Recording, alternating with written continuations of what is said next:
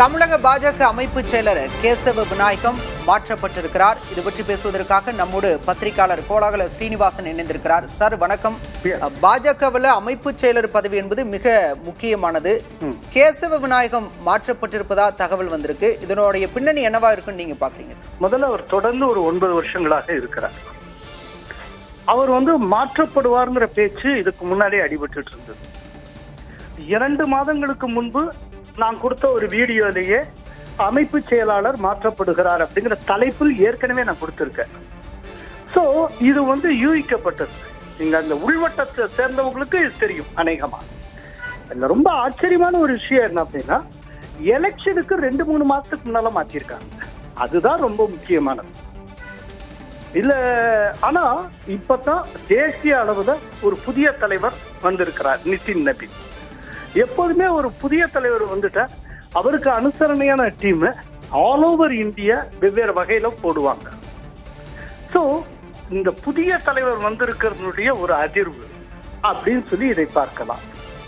ஒருவேளை எதிர்காலத்துல எனக்கு தெரியாது, யூகமா தான் இதை சொல்றேன், தேசிய அமைப்பு செயலாளர் அவர் கூட மாற்றப்படலாம். இல்லாட்டி இந்த 5 மாநில தேர்தலுக்கு பிறகு கூட மாற்றப்படலாம், எப்படின்னு தெரியாது. நான் 2 மாசத்துக்கு முன்னால ஒரு வீடியோ வெளியிட்டேன்னு சொன்னேன். அதுல BL சந்தோஷ் மற்றும் கேசவ விநாயகம் 2 பேருமே மாற்றப்படுவதற்கு சாத்தியம் உண்டு அப்படின்னு சொல்லியிருந்தேன். அதனால இது எனக்கு ஆச்சரியமா படல. இப்ப புதிய தலைவராக யார் வருவார் அப்படிங்கிறது ரொம்ப முக்கியம். இதுல பிரசோபகுமார் அப்படிங்கிறவருடைய பெயர் அடிபடுகிறது. அதே போல திரு ரவிக்குமார் என்பவருடைய பெயர் அடிபடுகிறது. அப்புறம் செந்தில்னு இன்னொரு RSS தலைவருக்கு அவருடைய பெயர் அடிபடுகிறது. இல்ல யார் வரப்போறாங்கிறத நம்ம பொறுத்திருந்து பார்க்கணும். இன்னொரு தகவலும் வெளியாகுது. அண்ணாமலை தரப்பு புகார் கூறியதால் தான் இந்த நடவடிக்கை எடுக்கப்பட்டிருக்கிறதா சொல்லப்படுது.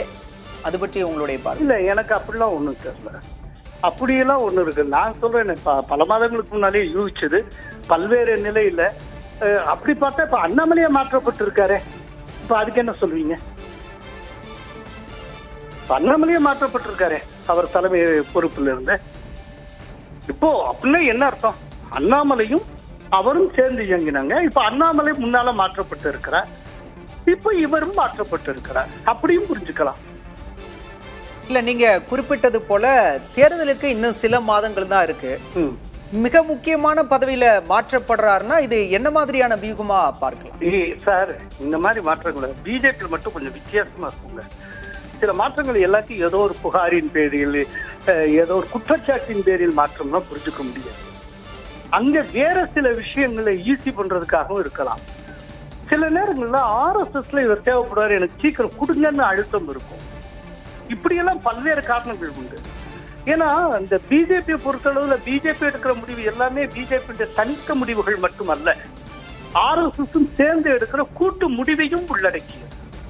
அப்ப இந்த 2 அமைப்புகளுக்கு இடையில என்ன கருத்து பரிவர்த்தனை நடந்தது நமக்கு தெரியாது. ஆனால் இதை இப்ப நீங்க சொன்ன மாதிரி அண்ணாமலை புகார் அதுல எனக்கு நம்பிக்கை இல்லை. அப்படியெல்லாம் இது பண்ணியிருந்தா என்னைக்கோ கூட பண்ணியிருக்கலாமே. அதான் நான் ஏற்கனவே சொன்ன மாதிரி அண்ணாமலையே மாற்றப்பட்டு இருக்கிறாரு, அப்புறம் அதுக்கு என்ன சொல்ல போறீங்க? நன்றி சார், இணைப்பில் உங்களுடைய கருத்துக்களை பகிர்ந்து கொண்டமை.